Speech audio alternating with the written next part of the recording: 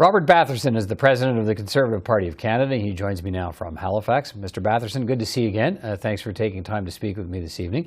Can you give me a better idea of what the number is now for the total memberships in your party after this selling blitz for the leadership race ended on Friday? It's early to provide a final, accurate number of memberships in good standing for a host of reasons. One, it takes time to process and verify, and our staff are working long hours, including weekends, to make sure that the person who applies for a membership is actually paid for a membership. Our system has to look for duplicates as well. Sometimes people in good faith forget they have a membership and buy another one. And then once we go through that process, and we're looking at a number of weeks to finalize our own internal work, a preliminary list of members will be provided to all 6 campaigns. That's provided for in our leadership rules. And then the 6 campaigns will have an opportunity to challenge memberships that they may feel aren't eligible to vote. And then after that challenge period is over, the party will produce a final national voters list. And that final national voters list will give us the actual number of eligible voters. Okay, I mean, we're flashing a number on the screen here that says 600,000 and while you can't confirm that, you say it's too early to confirm those numbers. Is that number a possibility based on preliminary sort of information? I think it's fair to say we've got to let the process unfold. We've got to let the verifications take place internally. And it wouldn't be fair to confirm or deny a particular number that once the process is over, we may have to adjust. So at this stage, we can confirm it's going to be a big number. We can confirm that it will set a record. But in terms of what that actual number will be, we have to let the process unfold as it should. It's the same process, by the way, that we followed in 2017 and 2020. For example, in 2020, our membership cutoff was May the 15th. We didn't announce the final numbers until the middle of July. So it's not as if this is a new delay that's been brought about in this process. With a mail-in ballot, this just requires a lot of time. Okay, so based on what you just told me there, so we'd be looking at 6 to 8 weeks before we get an accurate number? I think it's reasonable to expect a number at some point in July. The leadership rules provide that we have the last possible date to provide the national voters list is July the 29th, and it's the national voters list the accurate number of eligible voters. So July 29th is the last possible date. We're working very hard to get that done as quickly as possible, but we have to make sure that it's done correctly, and we have to make sure that we follow the rules as laid out with that preliminary voters list, the challenge period for the campaigns, and then the final list by which we'll have the actual final number of voters. Okay, got it. Initially, when the leadership contest began, we heard the party was thinking, expecting to reach maybe 400,000 members. Now we see this possibility that it's closer to 600,000 or more. What do you believe that says about the interest in the leadership race? There's a lot of interest in this leadership race because I think Canadians want to change a government.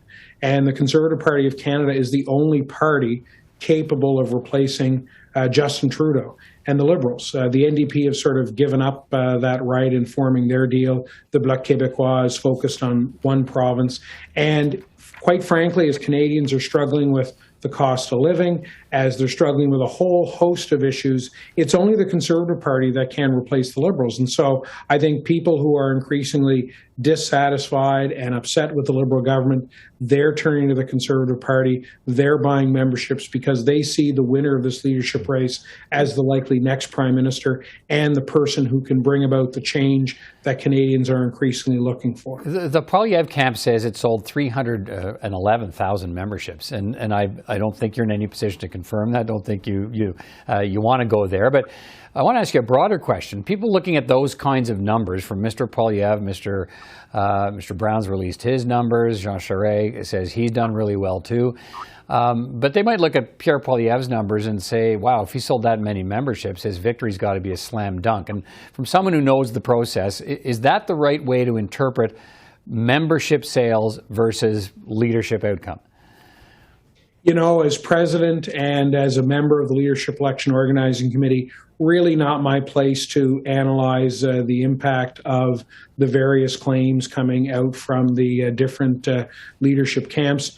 I know in talking to Ian Brody, the chair of the Leadership Election Organizing Committee, my colleagues on National Council, my colleagues on LEOC, we're very grateful to all 6 candidates, all 6 campaigns who are working hard to sell memberships and increase our membership base. Okay. Look, I've been hearing anecdotally that people who aren't even Conservatives, have no intention of voting Conservative in a federal election, have been buying memberships to have a say in the leadership race and trying to block certain candidates or favor other candidates from winning a race in a party they don't even belong to. What have you heard about that?